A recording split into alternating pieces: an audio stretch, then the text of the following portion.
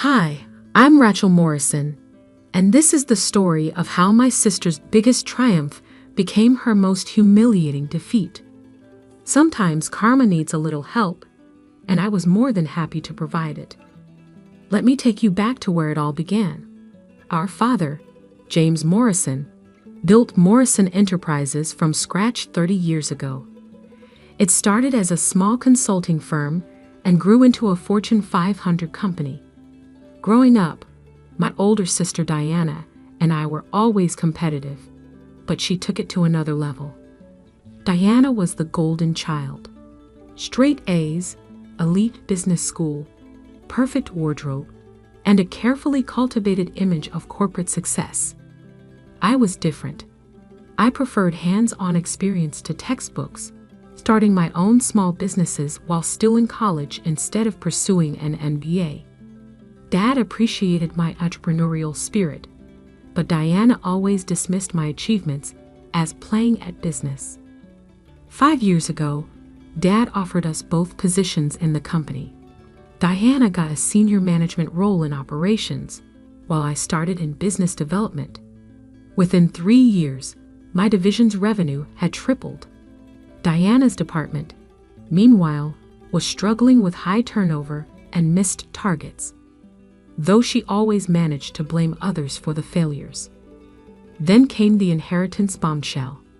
Our grandmother Rose passed away last year, leaving me her vast real estate portfolio. Diana got some jewelry and a vacation home, but I inherited over 30 commercial properties across the city, including, ironically, the gleaming skyscraper that housed Morrison Enterprises. I kept this inheritance quiet at Grandma's request. Watch and learn about people when they don't know your true position, she'd always said. She taught me everything about real estate investment, while Diana was too busy climbing the corporate ladder to visit her. That's when Diana launched her master plan to get rid of me. It started small. Important emails mysteriously disappeared. My presentations got rescheduled at the last minute. Key documents went missing before client meetings. But I documented everything, watching as Diana's scheme unfolded. The final strike came during our biggest client presentation of the year. I'd spent months working on a $100 million deal, but when I opened my presentation file in front of the client, instead of my carefully prepared slides, there was a collection of cat memes. Diana had sabotaged my laptop while borrowing it that morning. She played her part perfectly, stepping in with a backup presentation that she'd apparently prepared just in case. Dad was furious about my unprofessional behavior. The next day, Diana convinced him that my incompetence was hurting the company. "Daddy," she'd said, her voice dripping with fake concern, "we need to talk about Rachel. She's clearly not cut out for this level of business. It's embarrassing for everyone." I sat there in Dad's office, listening as Diana listed my supposed failures. The missing emails, Rachel's disorganization, the rescheduled presentations. She's obviously not prepared. The sabotaged client meeting, a childish attempt to blame others for her mistakes. Dad looked tired, torn between his daughters. "Rachel, maybe Diana's right. Perhaps you need some time away to develop your skills." "Time away?" I laughed quietly. "You mean you're firing me?" Diana didn't even try to hide her smirk. "It's time to stop pretending you're capable of business, little sister. Leave it to the professionals." I stood up slowly, gathering my dignity. "Is that really what you want, Dad?" He couldn't meet my eyes. "Clean out your office by the end of the day. We'll call it a sabbatical." As I packed my belongings, Diana strutted around the office, already telling everyone she'd be taking over my department. "It's for the best," she announced loudly. "We need experienced leadership, not amateur hour." I left quietly that evening, watching Diana pose for photos in my former office. She planned a celebration for the following month, her promotion party, where Dad would officially announce her as the new executive vice president. What Diana didn't know was that I'd been expecting something like this. For the past year, I'd been documenting her schemes, collecting evidence, and quietly making arrangements. The building's property management company, which I secretly owned, had been gathering interesting data about Diana's after-hours activities in the office. As I drove home that night, my phone buzzed with a text from Diana. "Don't worry, I'll take good care of your office. Though I'm planning some renovations, that wall color is as tasteless as your business strategies." I smiled, thinking about the changes I was planning too. Diana wanted to renovate? Well, in 1 month, she'd learn exactly what kind of renovations a building's owner can demand. The next few weeks were busy. I had meetings with lawyers, accountants, and the building's management team. Diana's promotion party would be her crowning achievement, and my moment to reveal just how badly she'd miscalculated. The invitation arrived a week before the event. "Please join us in celebrating Diana Morrison's promotion to Executive Vice President." The irony of being invited to celebrate my own ousting wasn't lost on me. The night before the party, I reviewed everything one last time. The evidence of Diana's sabotage was organized. The building's security footage was ready. The legal papers were prepared.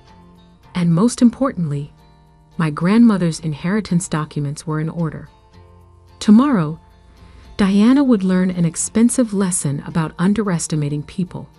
As I laid out my outfit for the party, a crisp white suit that Grandma Rose had helped me pick out, I thought about her words. Power isn't about who shouts the loudest, dear. It's about who waits for the perfect moment to whisper the truth. The day of Diana's promotion party arrived bright and clear. The entire 50th floor of Morrison Tower had been transformed into a lavish event space.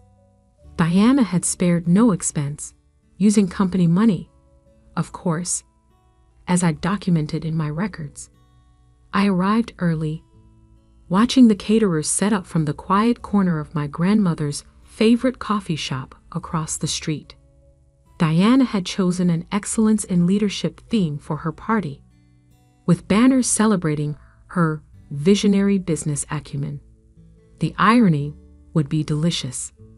At 6 p.m. sharp, I walked into Morrison Tower. The security guards, who'd known me since childhood, but now reported to me as the building's owner, gave subtle nods. Everything was ready. The party was in full swing when I stepped out of the elevator. Diana held court near the floor-to-ceiling windows, wearing an expensive new designer dress, champagne glass in hand. Dad stood nearby, looking proud but tired. Neither noticed me enter. And then, Diana was saying loudly to a group of executives, I discovered the extent of the mismanagement in Rachel's department.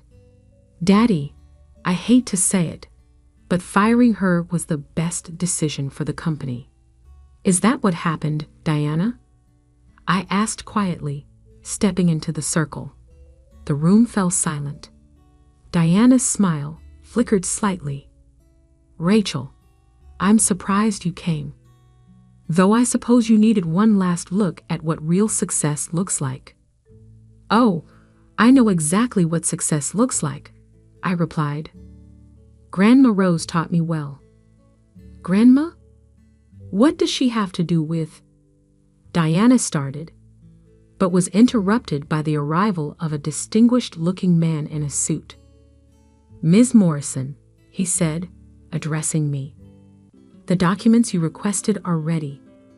Diana laughed. Documents? Are you playing at business again, Rachel? Actually, I smiled. I'm conducting business. Everyone, I'd like you to meet Mr. Harrison, Chief Counsel for Rose Property Holdings. I turned to address the room. Many of you don't know this, but my grandmother, Rose Morrison, was one of the largest commercial real estate owners in the city. When she passed away last year, she left me her entire portfolio, including this building. The champagne glass slipped from Diana's hand, shattering on the marble floor. Dad's face went pale. "That's right," I continued. "I'm your landlord, and as the building owner, I've been very interested in some recent activities. Mr. Harrison, please share what we found." The lawyer began distributing folders to the board members present. Our investigation revealed numerous lease violations by Morrison Enterprises, specifically by Ms. Diana Morrison. Unauthorized access to secure areas, tampering with building systems, and using building services for personal gain. "This is ridiculous," Diana sputtered. "Daddy, do something." But Dad was staring at the security footage being played on the room's large screens. Footage showing Diana breaking into my office late at night, tampering with my computer, and shredding documents. "We also have evidence," I continued, "of financial misconduct. Diana's been charging personal expenses as building maintenance costs, including this party. The SEC will be very interested in that." Diana's face had turned an interesting shade of red. "You planned this. You're just jealous because I'm more successful." "Successful?" I laughed. "Diana, you've been living in a fantasy. Your department's real numbers are a disaster. The only reason you've appeared successful is through sabotage and cooking the books. Speaking of which," I nodded to Sarah from accounting, who stepped forward with more documents. "Ms. Morrison asked me to help hide the real numbers," she said quietly. "I've been keeping separate books at Rachel's request, documenting everything." Dad finally found his voice. "Diana, is this true?" "Of course not. She's lying." "They're all lying." Diana looked around wildly, but she could see she was losing the room. "This is just a pathetic attempt by Rachel to..." "To what?" I interrupted. "To protect the company? To expose fraud? To show exactly who's been pretending to be capable of business?" I turned to the board members. "You'll find complete documentation of everything in those folders, including Diana's systematic sabotage of my department and her financial misconduct." The next hour was chaos. Diana alternated between threats and tears as the board members reviewed the evidence. Dad sat heavily in a chair, looking years older as he realized how thoroughly his golden child had deceived him. Finally, the board chairman stood up. "In light of this evidence, I move for the immediate termination of Diana Morrison's employment and a full investigation of her activities." The vote was unanimous. As security prepared to escort Diana out, I had one last surprise. "Oh, and Diana? Remember how you were planning to renovate my old office? Well, as building owner, I'm exercising my right to reclaim that entire floor for property management purposes. You need to have your things out by tomorrow." "You can't do this to me," she shrieked. "Daddy." But Dad just shook his head, finally seeing his daughters clearly for the first time. In the aftermath, Morrison Enterprises underwent a major restructuring. The board asked me to return as Executive Vice President, my former position plus Diana's intended role. Dad apologized profusely, finally recognizing that my different approach to business wasn't a weakness, but a strength. Diana? Last I heard, she was trying to start her own company in another state, though it's hard to do that with an SEC investigation on your record. She still tells anyone who will listen that I betrayed the family. But the truth has a way of outlasting lies. A month after the party, I was sorting through some old photos when I found one of Grandma Rose standing in front of Morrison Tower the day she bought it. She was smiling that knowing smile of hers, the one that said she could see further ahead than most people. I hung that photo in my office, my new office, on the top floor that I now used for both building management and my Morrison Enterprises duties. Under it, I placed her favorite quote, "Success isn't about having the corner office, dear. It's about knowing which corners others cut to get there." Dad stops by more often now, usually with questions about both the business and the building. We're rebuilding our relationship, stronger than before, because it's based on truth and respect, rather than appearances. As for me, I kept Diana's excellence in leadership banners from her party. They hang in the building's management office as a reminder that true leadership isn't about titles or corner offices. It's about integrity, patience, and sometimes, just sometimes, about letting people's own arrogance become their downfall. The company is thriving now, posting record profits since we cleaned house.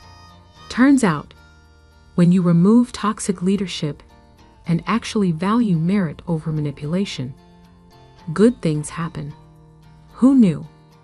Sometimes, on late evenings when I'm the last one in the office, I look out over the city lights and think about how differently things might have turned out if Diana had just been content to succeed on her own merits, rather than trying to destroy others.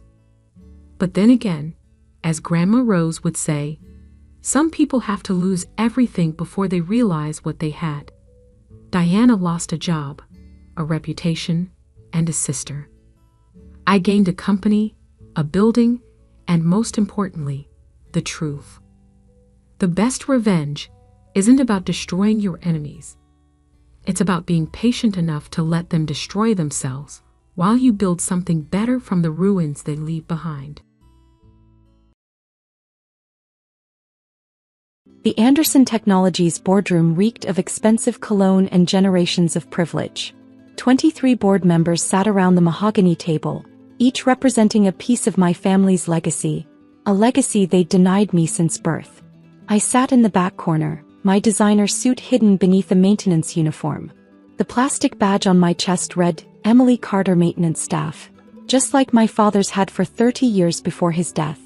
"The annual shareholders meeting will begin shortly," announced Patricia, my Uncle Richard's secretary. She barely glanced in my direction as she distributed the meeting packets. To her, I was just another member of the cleaning staff, invisible like my father had been. My Uncle Richard, current CEO of Anderson Technologies, strode in with his usual arrogance. His Italian leather shoes probably cost more than my father's monthly salary. Behind him came my cousins James and Victoria, both vice presidents despite their complete lack of qualifications. "Before we begin," Richard announced, straightening his tie, "I'd like to address the rumors about a hostile takeover attempt." He smiled, that practiced predatory grin I'd grown up hating. "Rest assured, Anderson Technologies remains firmly in family hands." If he only knew. I thought back to that day 6 years ago when everything changed. My father had just died, his decades of loyalty to Anderson Technologies rewarded with a measly pension that barely covered his medical bills. I'd stood in this same boardroom, college acceptance letter in hand, begging for the scholarship program my grandfather had promised the children of long-term employees. "The janitor's daughter has no place here," Uncle Richard had sneered. "Know your place, girl. Some people are meant to serve, not lead." That day I'd made a vow over my father's grave. I would take everything from them, not for revenge but for justice. For every employee they'd exploited, every promise they'd broken, every person they'd looked down on. I'd taken my father's life insurance money, $50,000, and instead of using it for college, I'd invested it in tech startups.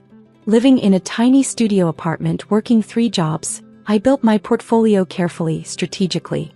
Every success was reinvested, every opportunity maximized. While my cousins partied on the company yacht, I learned everything about Anderson Technologies. Its strengths, its weaknesses, its outdated systems, and most importantly, its vulnerabilities. Now, 5 years later, I controlled 51% of the company's shares through a complex web of shell corporations and holding companies. Not even their army of lawyers had detected the careful accumulation of power. Today, everything would change.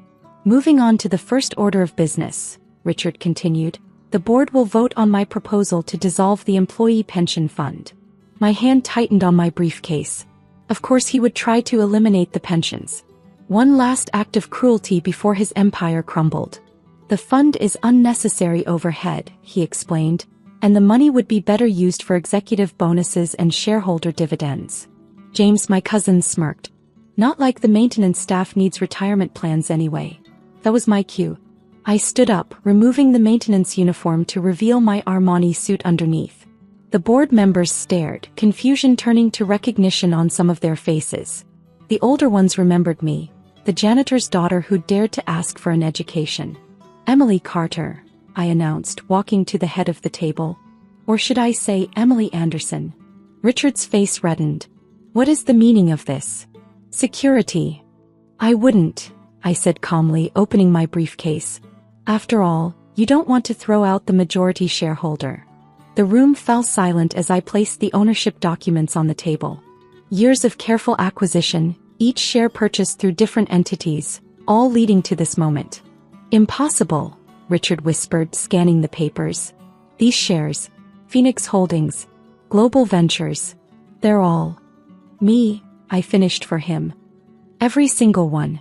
While you were busy maintaining your country club memberships, I was building something. Something you never saw coming. Victoria, always quick to switch allegiances, spoke up. But, how? You're just a janitor's daughter? I smiled, remembering my father's words. Dad always said the best way to understand a business was from the ground up.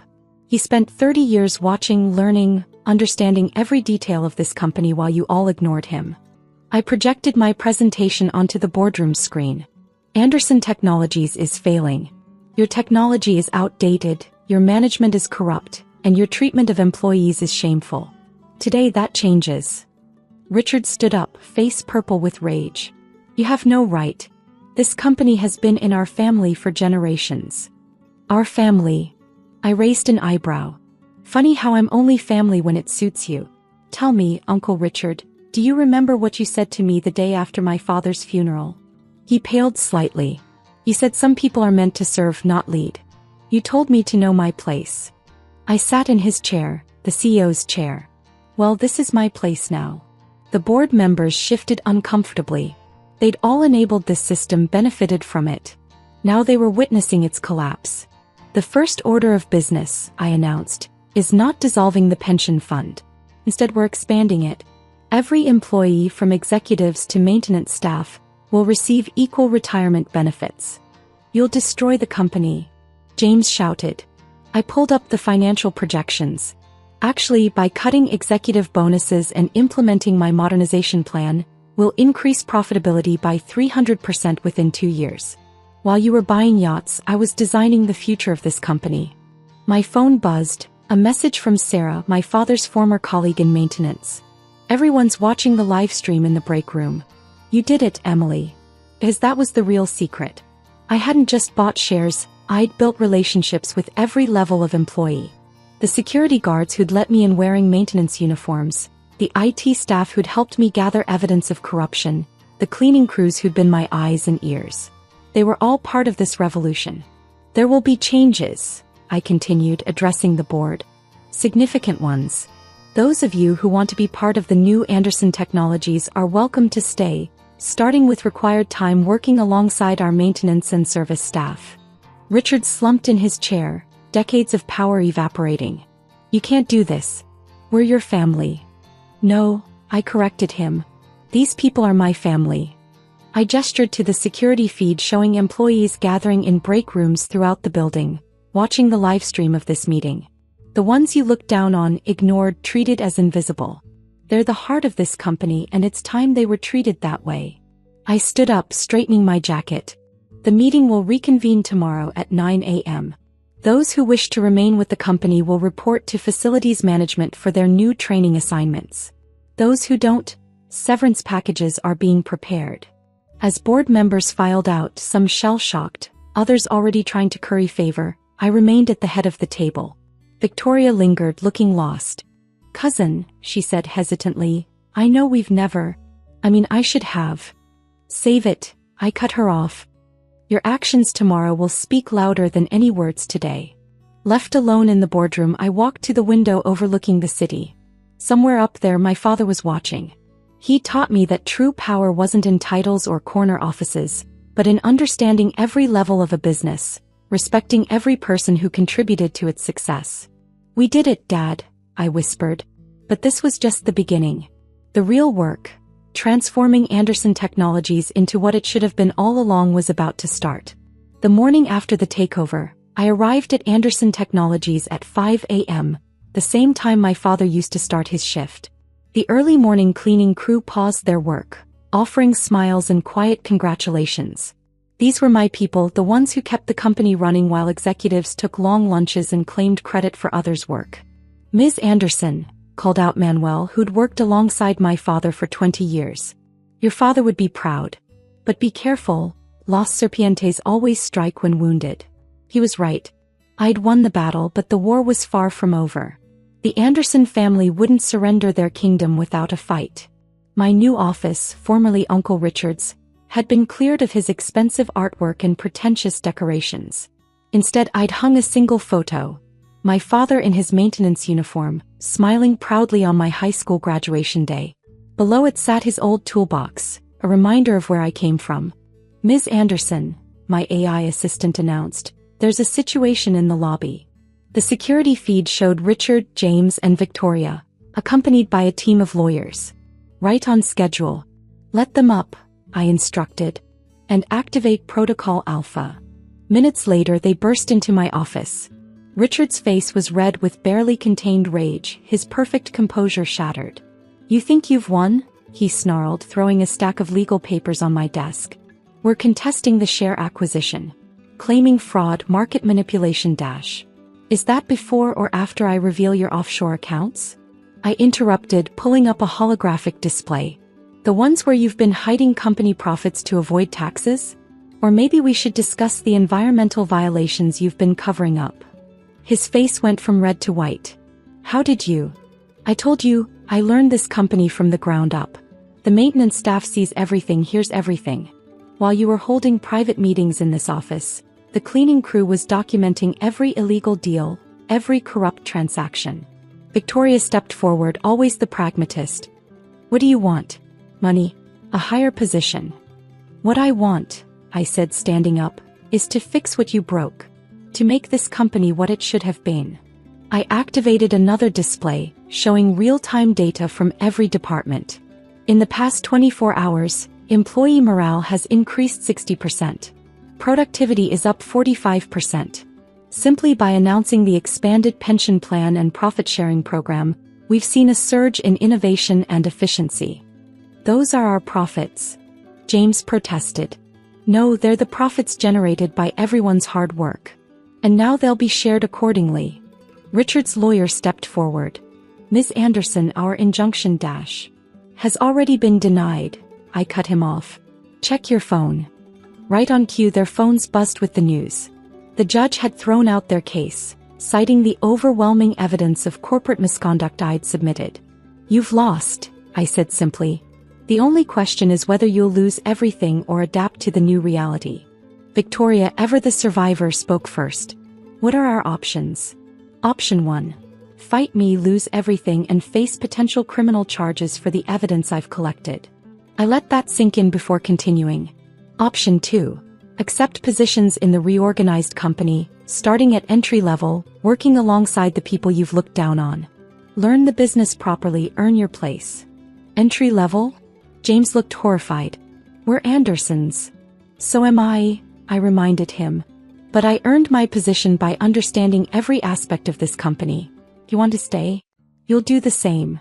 Richard hadn't moved, staring at my father's photo on the wall. He knew, didn't he? All these years, keeping records, watching us. Dad believed in this company even when it didn't believe in him. He taught me that true leadership means serving others, not exploiting them. My phone buzzed, urgent messages from department heads across the company. The transformation was already beginning. Teams were integrating, barriers breaking down, innovation flowing freely now that people weren't afraid to speak up. "Time to decide," I announced. "The maintenance department starts orientation in 30 minutes. Victoria, James, if you want to stay, report to Manuel. He'll be overseeing your training. Victoria straightened her designer suit. I'll do it. This company, it's all I know. I want to learn to do it right. James looked between his sister and father before nodding slowly. Me too. But, will they even accept us after everything? That depends on you, I said. These people have more grace than you deserve. Earn their respect and you might find the family you never knew you had.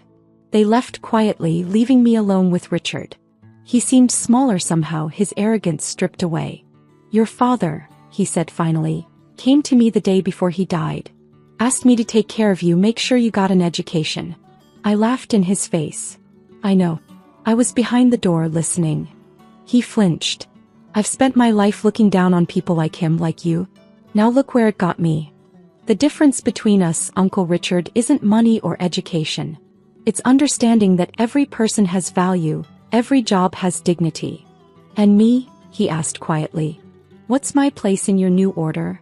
I handed him a folder. There's a position open in corporate responsibility. Working with community outreach, employee welfare.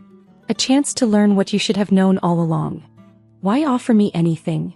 Because that's what real leaders do, they lift people up, even those who tried to keep them down. The next few months transformed Anderson Technologies. Victoria discovered a talent for employee relations, her social skills finally used for something meaningful. James, stripped of his arrogance, became an innovative problem solver once he actually learned how the company worked. And Richard? He started small, working with community programs, learning names, hearing stories. Slowly, the man who'd sneered at the janitor's daughter became an advocate for workplace equality. 1 year after the takeover, I stood in the renovated lobby, unveiling the new company memorial. A wall of photos honored every employee who'd helped build Anderson Technologies, from executives to maintenance staff. At the center was my father's picture, his kind eyes watching over the company he'd loved. Today, I addressed the gathered employees. We celebrate not just our record profits or technological innovations, but our people. Every person who makes this company work, from the cleaning crews to the coding teams. The applause was genuine, the smiles real. Victoria and James stood with their former subordinates, now colleagues and friends. Richard watched from the back, humbled but finally understanding. My father told me once that a company is only as strong as its foundation, I continued. He meant the people, all the people who build it, maintain it, make it grow.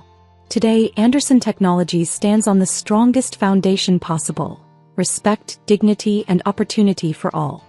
Manuel approached, carrying my father's old toolbox. For you, Haifa. He'd want you to have it in your office. I opened it, finding not just tools, but decades of careful notes, observations, and wisdom.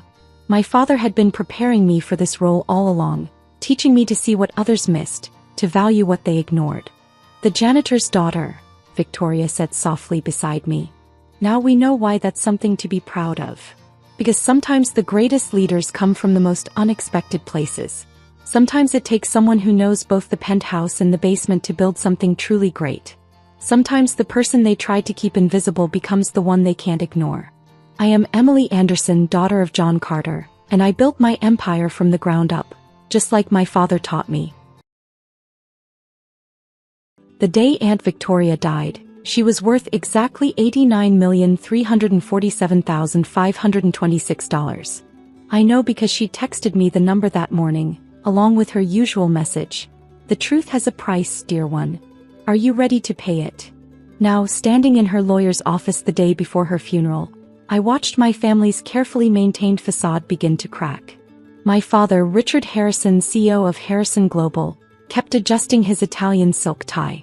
My mother's perfectly manicured hands wouldn't stop trembling. My older brother James looked like he might be sick. Let's begin, Mr. Peters, Aunt Victoria's lawyer, cleared his throat. The last will and testament of Victoria Elizabeth Harrison. I sat quietly, wearing the simple black dress Aunt Victoria had bought me last month. For when the time comes, she'd said with that knowing smile of hers. Remember, appearances matter most to those with something to hide. To my brother Richard, Mr. Peters read, I leave my collection of family photographs. May they serve as a reminder of what really happened that summer. My father's face twitched. To my sister-in-law Margaret, I leave my jewelry collection, especially the ruby necklace. You always wanted it, didn't you? Even back then. My mother's hand flew to her throat. To my nephew James, I leave my summer house in the Hamptons. The one with the interesting basement archives. James actually whimpered. And to my beloved niece Olivia, Mr. Peters continued, I leave everything else. My company, Harrison Innovation Technologies, all associated patents and properties, my personal fortune, and... He paused, pulling out a sealed red envelope. This letter to be opened and read aloud at my funeral tomorrow. The room exploded. This is outrageous, my father thundered. Victoria's company belongs with Harrison Global. With the family. I am family, I reminded him quietly. You're 26.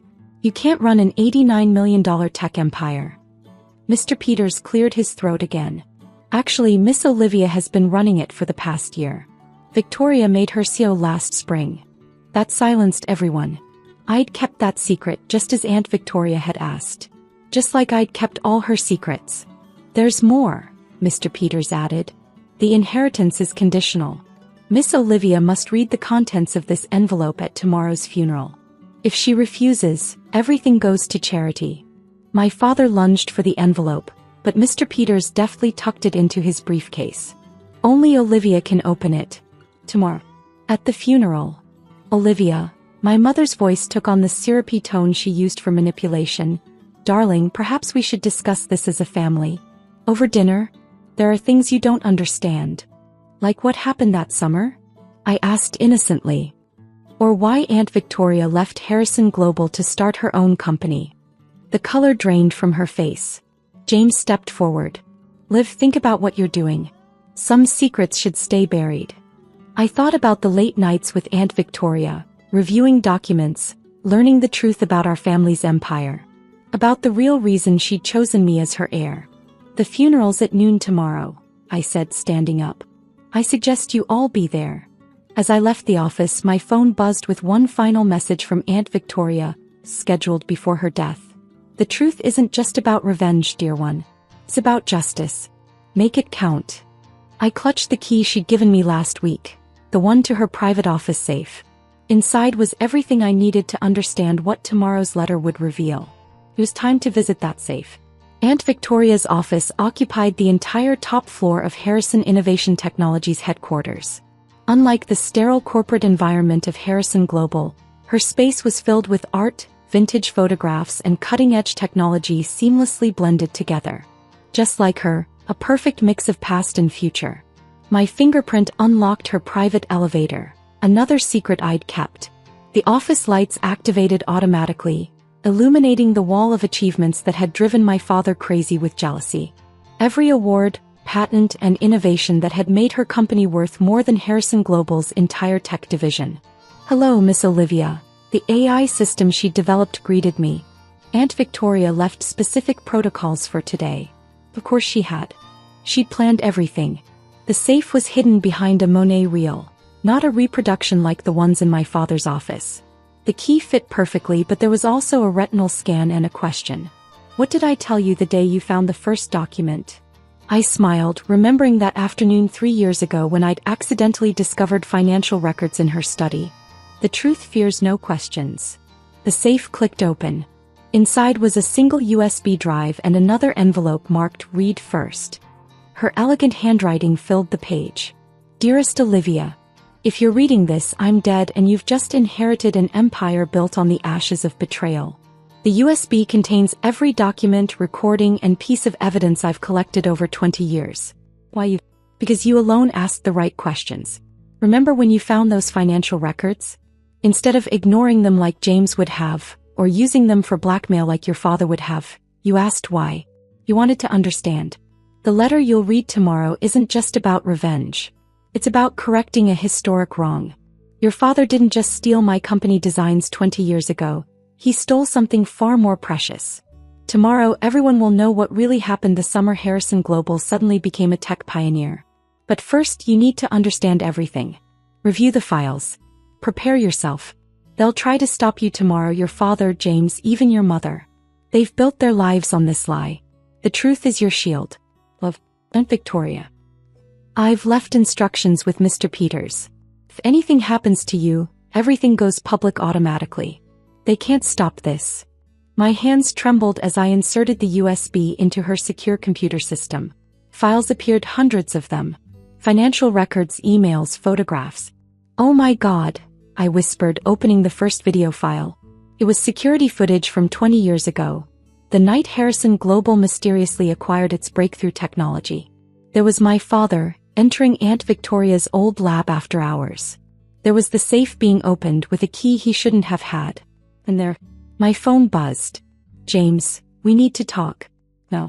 "Family dinner at Harrison House. Non-negotiable." Another message from my mother. "Darling, please be reasonable. Come home. We can sort this out." And finally my father. "Whatever you think you know, you don't understand the full picture. Don't destroy this family tomorrow." I looked at the video still playing, at the young Victoria discovering her lab ransacked the next morning, at the tears streaming down her face as she realized what her own brother had done. "I understand perfectly," I whispered, downloading everything to a secure server. "And tomorrow so will everyone else." The AI system spoke again. "Miss Olivia, your father and brother have just entered the building lobby." I smiled, pocketing the USB. Aunt Victoria had taught me well. Always be 2 steps ahead. "Activate Protocol Omega," I commanded. The office went into immediate lockdown. Let them come. I had preparations to make and a funeral speech to write. The morning of Aunt Victoria's funeral dawned clear and cold. I arrived early at the cathedral she'd specifically chosen. "Good acoustics," she'd noted in her final instructions, "for when the truth echoes." The USB drive felt heavy in my clutch bag as I watched the family's power players arrive. My father and James huddled near the entrance, both looking like they hadn't slept. My mother worked the crowd, no doubt trying to drum up support for whatever intervention they had planned. "Miss Harrison," Mr. Peters appeared at my elbow. "Everything is in place as your aunt requested. Security is positioned at all entrances and the live stream is ready." Ah yes, the live stream, Aunt Victoria's masterstroke.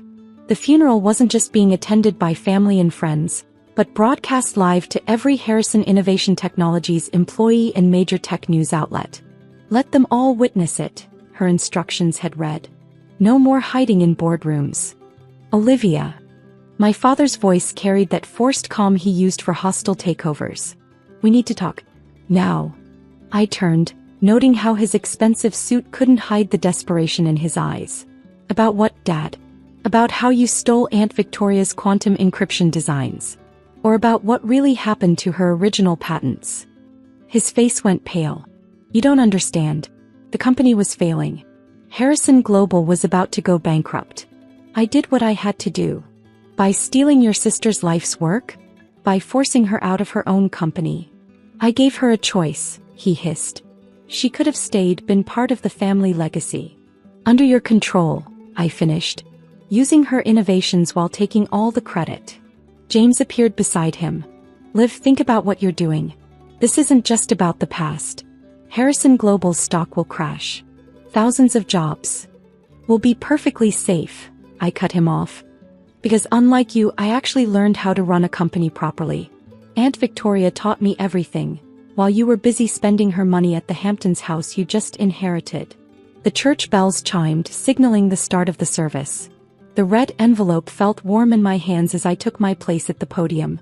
The livestream lights blinked on, and I saw my mother make one last desperate attempt to reach me before security stopped her. "Victoria Harrison," I began, "was more than my aunt. She was a visionary who understood that true innovation comes from integrity, not theft. She left me her company with one condition, that I read this letter at her funeral." I opened the envelope and my father actually took a step forward before security blocked his path. "My dearest family," I read Victoria's words crystal clear in the perfect acoustics. "For 20 years, you've lived on stolen dreams. Richard, my brother, you thought you destroyed all evidence of what happened that night. But I was always smarter than you." The USB footage began playing on the large screens, security video showing my father stealing the designs, falsifying documents, destroying evidence. "But that wasn't your darkest crime," I continued reading. "The real truth, the one that's eaten at your conscience, is about the patents. The ones you didn't just steal, you murdered for.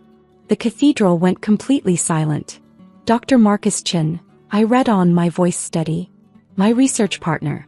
The official story was a car accident. The truth? He was going to expose you. The insurance investigation I secretly funded proved it wasn't an accident at all. On the screens, new evidence appeared: photos, documents, the real accident report. In the front row, my father collapsed into his seat. But I'm not like you, Richard, the letter continued. I don't believe in destruction. I believe in justice. Which is why I've spent 20 years building something better. Something honest. And finding someone worthy to continue that legacy. I looked directly into the cameras. As of this moment, Harrison Innovation Technologies is announcing a merger with what remains of Harrison Global. But under our terms. Plain. Transparent. The way it always should have been. The screens filled with transaction details, showing how Aunt Victoria had quietly gained controlling interest in my father's company over 2 decades. The truth fears no questions, I finished, using her favorite phrase. And justice fears no power. The cathedral erupted in chaos, but above it all, I swear I could hear Aunt Victoria's laugh. She'd won. We'd won. And this was just the beginning. 1 year after Aunt Victoria's funeral, I stood in her office. My office now, looking out over the city. The merged Harrison Victoria Technologies had become exactly what she'd envisioned. A beacon of ethical innovation. My father hadn't contested anything. The evidence was too overwhelming and his choices were limited. Face criminal charges or accept a quiet retirement with strict oversight. He chose the latter, spending his days in a modest house, a far cry from his former mansion. Miss Harrison? My assistant entered with the morning briefing. The annual memorial ceremony for Dr. Chen starts in an hour. His family has arrived from Singapore. I nodded, adjusting the vintage brooch that had belonged to Aunt Victoria. And the announcement? Ready to go. The Marcus Chin Innovation Center for Ethical Technology will open today, funded by the recovery of those original stolen patents. The press is calling it Justice Full Circle. My phone buzzed. James, who'd spent the past year in mandatory ethics training as part of his plea deal. He'd avoided jail time by cooperating, revealing every dark secret of Harrison Global's past. Liv, his message read, I'm ready to make my presentation to the ethics board. Thank you for giving me a chance to make things right. Unlike our father, James had chosen redemption. He now headed our corporate responsibility division, turning his insider knowledge of corruption into tools for prevention. My mother had divorced my father and started a foundation supporting whistleblowers in tech. Your aunt would be proud, she told me last week. She always said the truth would set us free. I just never understood what we needed freedom from. Miss Harrison? My assistant returned. There's something else. We found another safe in the old Harrison Global building. It contains documents from the early days. I smiled. Let me guess, Aunt Victoria left instructions about that too? Yes. She said, the final piece isn't about revenge. It's about legacy. The safe contained the original handwritten notes for her quantum encryption system, the innovation my father had stolen. But it also contained something else. Her personal journal, documenting not just the theft, but her long-term plan for redemption. My dearest Olivia, the final entry read, dated just days before her death. By now you've restored justice, but that was only part of the mission.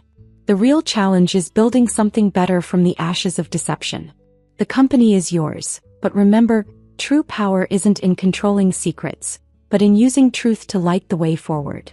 I touched the quantum encryption processor on my desk, her original design, now powering technologies that protected privacy worldwide. The Marcus Chin Center will continue your work, I whispered.